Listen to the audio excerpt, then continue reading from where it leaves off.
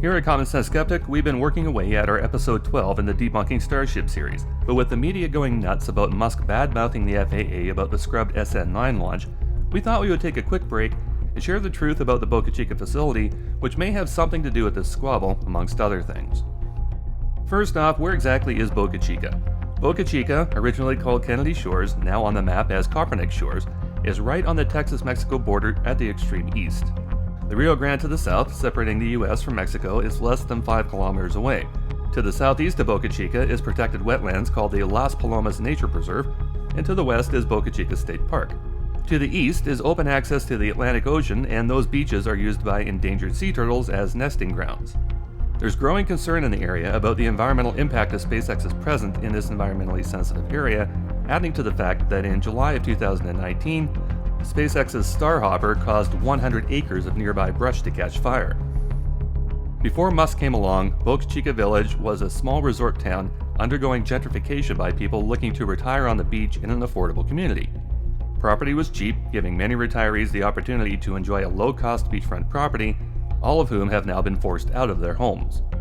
Musk's heavy-handed tactics made residents fear that they had no choice but to give in to his demands, leaving their dream homes behind. Many people know who Boca Chica Maria is. This is her and her husband Ray describing those tactics. I don't want to have to be pushed out of a home that I've spent a lot of money putting together. The physical property, anybody can put a price on. That's tangible. But the intangibles, like living here, enjoying this ambiance, how do you put a price on that? How do you quantify that? The next step, no doubt, is the corporation that's been put in existence in 2013 for the public good is going to eminent domain us. In 2013, Musk and the state of Texas started talking about an agreement to establish a spaceport launch facility somewhere in Texas. After 2 years of hunting, Musk chose Boca Chica. As part of that selection process, the FAA in December of 2013 released an environmental assessment of the site and made recommendations that could be found on the FAA site itself. Consultation number, if you'd like to look it up, is 02 Echo Tango Charlie Charlie 00 2012 Foxtrot 0186. It is actually a little disturbing what the FAA considered to be acceptable environmental losses to facilitate this launch complex. In that recommendation, SpaceX had certain responsibilities with regards to the safekeeping of the area, most of which they have reportedly failed to live up to. As stated in the very title of this recommendation, this assessment was based upon launches of Falcon 9 and Falcon Heavy vehicles, including unnamed reusable suborbital launch vehicles.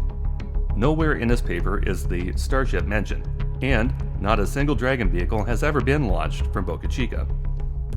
The Dallas News reported in August of 2014, the Texas legislature rewrote state law enabling SpaceX to conduct 12 launches per year between the hours of 7 a.m. and 7 p.m., Monday to Friday, not on weekends and not on holidays.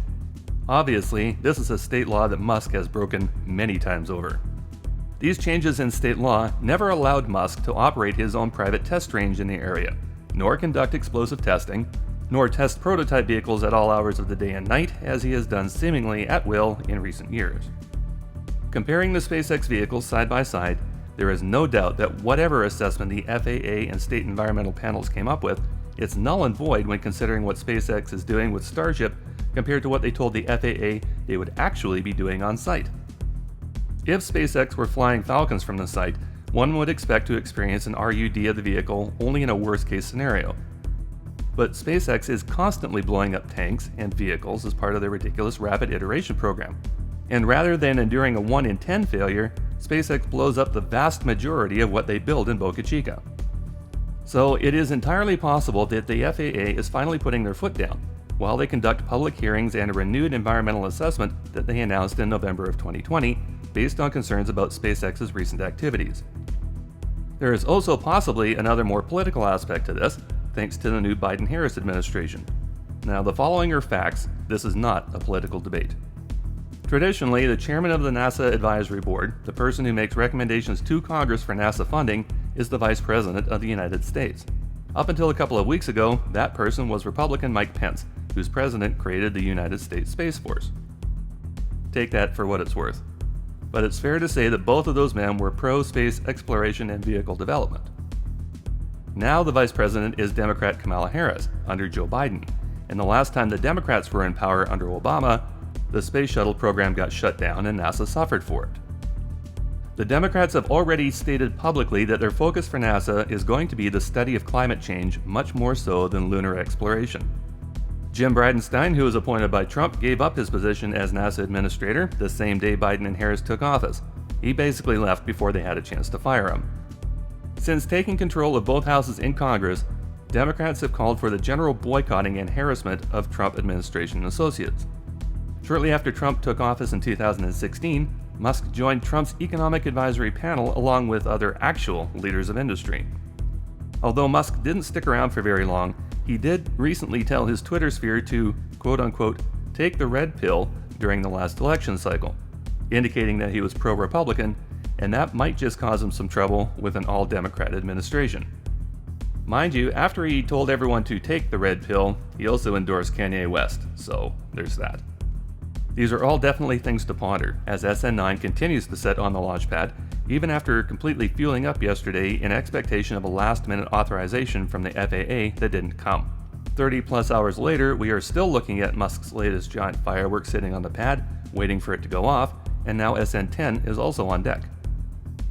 Now, it's possible the issues the FAA are concerned with have more to do with the fact that SN9 fell over in its high bay, causing some damage to her top fins. But this might just be where the FAA starts holding Musk accountable for his agreements and making him follow the rules.